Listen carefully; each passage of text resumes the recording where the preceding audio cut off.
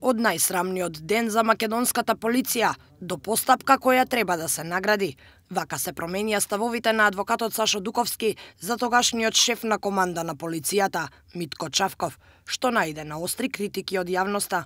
Спорно за граѓаните е тоа што Дуковски е член на управниот одбор на Хелсиншкиот комитет, кој пак прв излезе со извештај за квалификација на сторените кривични дела при упадот во собранието.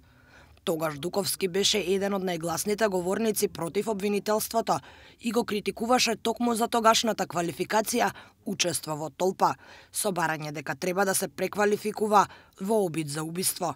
Сега Дуковски пред судот го брани токму Митко Чавков со аргумент дека пратениците се безбедно извлечени благодарение на неговиот клиент. Јавноста се најде особено испровоцирана откако Дуковски пред судот рече дека Митко Чавков не само што не треба да биде казнет, туку и треба да добие награда. По тоа рочиште, на социјалните мрежи се врати видеото од гостувањето на Дуковски во Топ тема, каде цврсто го бранеше ставот дека оние кои упаднаа во собранието и оние кои не го спречија тоа, треба да се казнат. Тоа е срам за Македонија. Таков срам, јас прво сум се срамел што сум граѓанин на Република Македонија. Ни една работа во светов не е толку света да вие влезете и физички да ликвидирате човек, чистачка нека биде во собранието, а не пратеници. Ова е најсрамниот ден за македонската полиција. Најсрамниот ден. За промената на ставовите на Дуковски и по бурните реакции од јавноста, како што дознаваме, реагирале дел од членовите на управниот одбор на Хелсиншкиот комитет.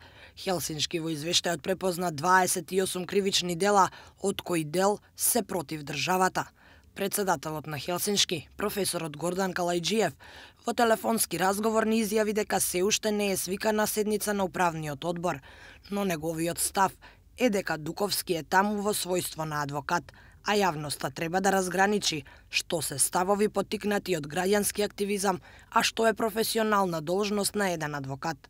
Се работи за две различни улоги. Вие не можете на некого да му го загрозите правото да има бранител. Ако дојде до гласање, нема да гласам зашто ако ги осудувам адвокатите според тоа кого бранат, нема да имаме демократско општество. Тоа што адвокатите го говорат на суд не е личен став. Овде нема проблем на конфликт на интереси и проблем на јавноста. Официјално од канцеларијата на Хелсиншки вела дека се уште нема дефиниран став по ова прашање и дека најверојатно телата ќе одлучуваат.